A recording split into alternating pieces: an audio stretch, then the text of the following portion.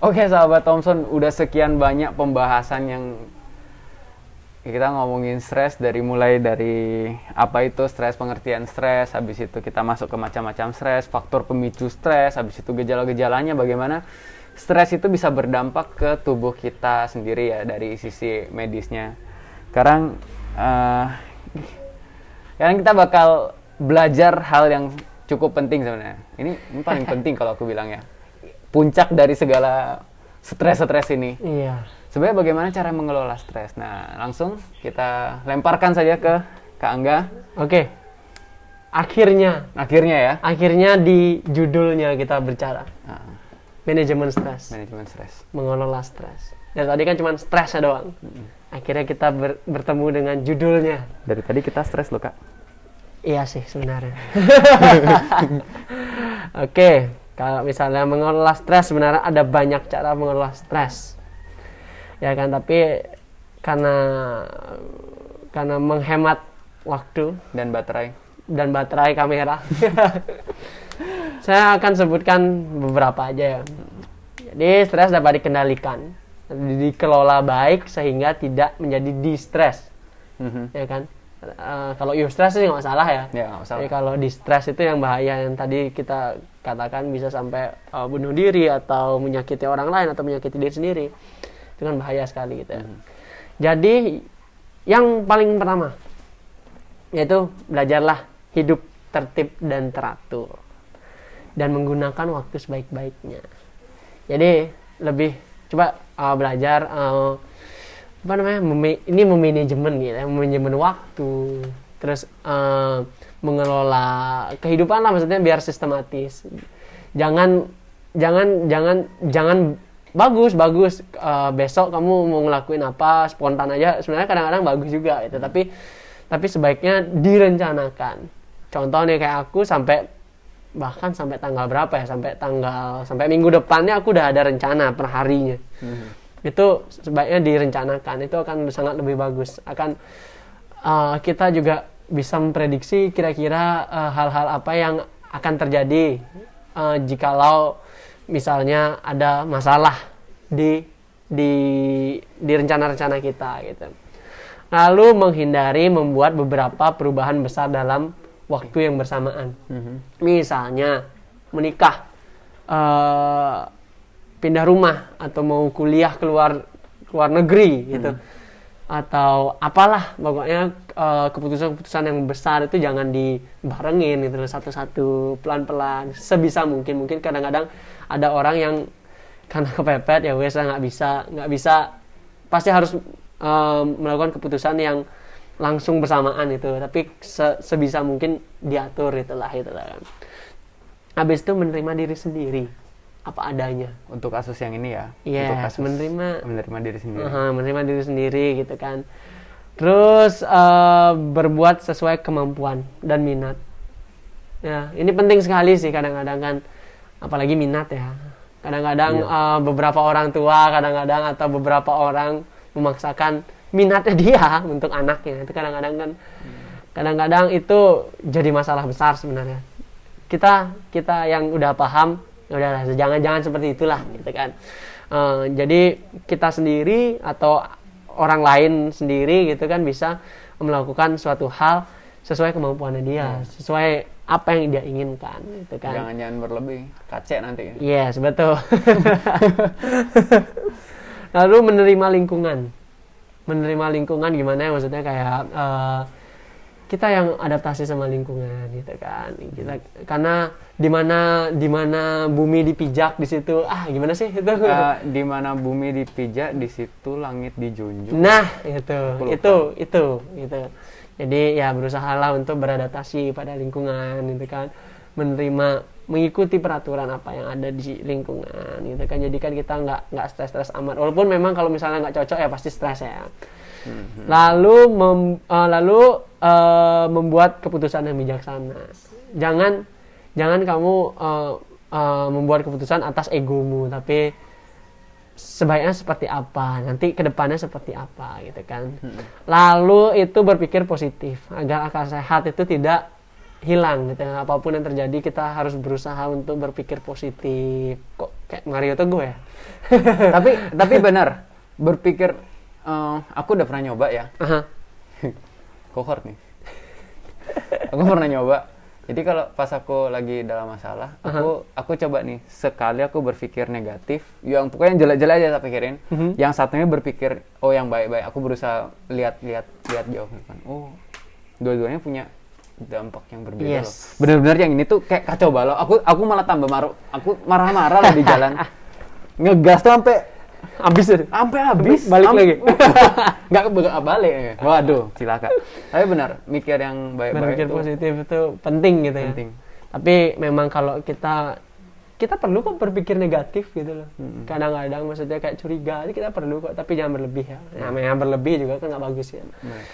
Lalu ini nih, membicarakan persoalan yang dihadapi dengan orang lain yang dapat dipercaya. Maksudnya seperti yang tadi dikatakan, jangan ya dulu ke profesional, ke teman yang kita bisa percaya, gitu loh. Itu akan membuat kita lebih tenang mungkin, membuat lebih baik gitu. Misalnya kalau kita punya masalah, gitu kan. Lalu memelihara kesehatan diri sendiri, sebisa mungkin ya makanan dijaga, ya kan, olahraga setiap hari karena olahraga itu investasi jangka panjang. Iya. Olahraga itu penting. Yes, penting. Ya kayak kita itu sebenarnya kebutuhan kayak kita butuhnya sama nasi udah. Serius itu, maksudnya investasi jangka panjang itu.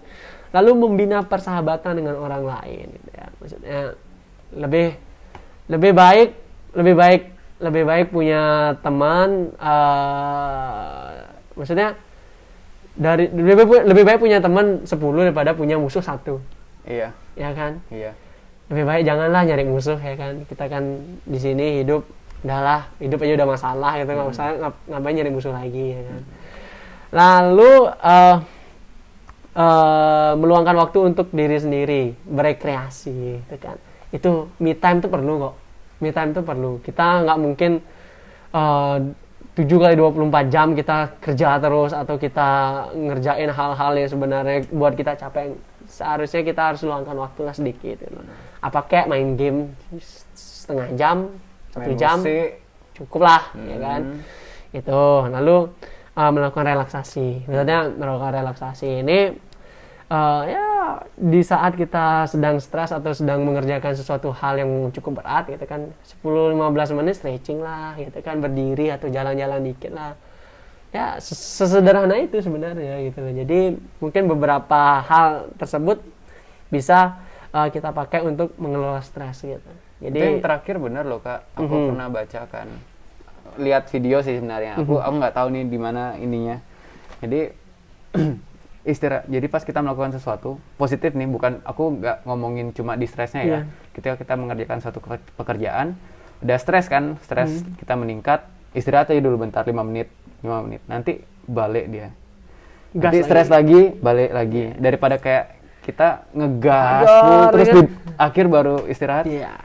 Ternyata yang istirahat singkat-singkat itu jauh lebih bagus outputnya, hasilnya. Ya gitu dah, sama kayak dulu waktu aku kerjain kayak skripsi, tesis itu lagi ngetik udah capek, udah istirahat, anime dulu. Anime udah kerjain lagi lebih fresh lagi. Bukannya kerjain dulu baru main game atau nonton anime, bukan gitu. Kangen nonton anime? Ya, beberapa anime aku tonton. Kan ada teman wibu saya ternyata, teman-teman. Oke, jadi begitu. Ya, mungkin mengelola stres sederhana itu mungkin. Kalau dari saya. Mungkin yang paling terakhir ini ya, apa namanya, berkonsultasi ke yang ahlinya. Oh, ya, benar. Berkonsultasi ke yang ahlinya itu menurutku, kalau dari aku pribadi, karena beberapa temanku juga ya parah gitu, udah minum obat sampai udah kita harus bawa ke rumah sakit, ada yang silet tangan. Oke, ya itu. Ya balik lagi, kita sebagai lingkungannya harus aware juga. Iya, itu penting, kita yang sebagai lingkungan dan kita yang udah pernah belajar, ada baiknya kita aware dengan yang kayak begitu tuh. Kita sekedar menanyakan kabar tuh ya dia berdampak besar sih. Iya. Yang dia awalnya mau minum baygon nggak jadi gara-gara kita tanya kan. Jadinya es jeruk. Yes. Yeah. Kan jadi pahala buat kita. Oke. Siap. Teman-teman itu banyak banget yang kita udah bahas. Di video-video kita sebelumnya kita udah bahas tentang bagaimana itu stres, apa sih pengertian stres secara teoritis, bagaimana pemicu-pemicu stres, faktor-faktornya di kehidupan kita ya, di berbagai aspek. Tentang bagaimana itu gejala-gejala dari stres, bagaimana kalau stres itu dibiarkan. Nah, nanti ada output-output yang kurang enak itu. Kita udah bahas itu di video-video sebelumnya. Dan kita udah sampai di video kali ini, kita udah bahasin tentang bagaimana mengelola stres. Kemarin kita udah bagiin tips tentang bagaimana mengelola stres, mengurangi dan mengatasi stres. Nah, sahabat Thompson boleh dengar lagi videonya, boleh pelajari lagi yang Kak Angga katakan, karena stres sebenarnya banyak banget di kehidupan kita, dan banyak orang yang cukup denial dengan stres. Stres dibiarkan pun pada beberapa orang tuh kasusnya malah jadi parah, yang kayak tadi aku bilang, ada yang sampai mencoba suicide attempt dan lain-lain kan. Nah, pertama kalau sebagai bukan pasien stres, orang yang mengalami stres, ya kita bisa belajar dengan kayak gini. Kita belajar bagaimana setelah ini kita mengatur hidup kita supaya lebih tertata. Habis itu mungkin ya sebulan sekali mau nginep di hotel sehari, refreshing gitu kan, atau mau ke pantai, mau ke gunung, kemanapun gitu, makan makanan yang enak, ya treat yourself gitu kan. Nah itu. Terus yang terakhir adalah kalau memang kita udah merasa wah habis ini aku udah nggak mampu, ini udah terlalu berat, mungkin kita bisa hubungin profesional seperti tim puspaga atau mungkin ke psikiater. Dan nggak boleh kita berpikir kalau ke sana itu aku dicap orang gila. Nggak, itu salah. Betul. Itu satu pola pikir yang salah kalau aku bilang, karena bukan cuma kesehatan fisik kita aja yang penting, kesehatan mental kita penting supaya hasil dari apa yang kita kerjakan tuh bagus. Itu aku udah coba sendiri, aku nggak bisa ngomong, tapi itu tuh kesimpulannya. Itu rasanya. Itu yang kita rasakan. Last, teman-teman, kalau teman-teman punya, sahabat Thompson punya, ada mungkin temennya, kerabat, keluarga mungkin yang mengalami stres dan cukup kacau gitu, mungkin boleh diajak ngobrol, mungkin boleh diajak rujuk kemana, ke psikiater, atau ya paling nggak ngobrol, diajak berefreshing kemana gitu. Kalau memang udah nggak bisa, perlu dibawa ke psikolog, psikiater langsung, jangan lama. Itu berbahaya kalau ditunda gitu. Yes. Itu mungkin gitu ya Kak Angga ya. Yoi. Oke, kita tutup aja. Oke, tutup aja. Sekian dari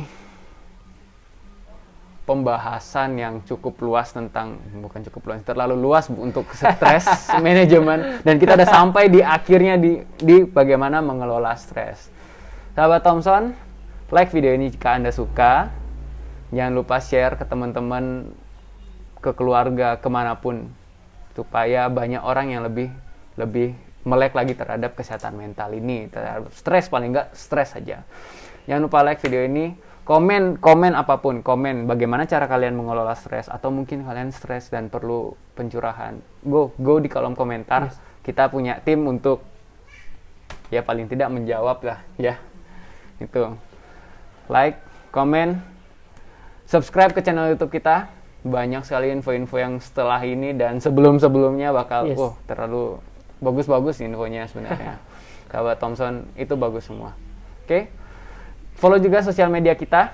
Nanti aku taruh di deskripsi. Jangan lupa. Dan kita bakal ketemu di video selanjutnya. Kita udah capek banget ini.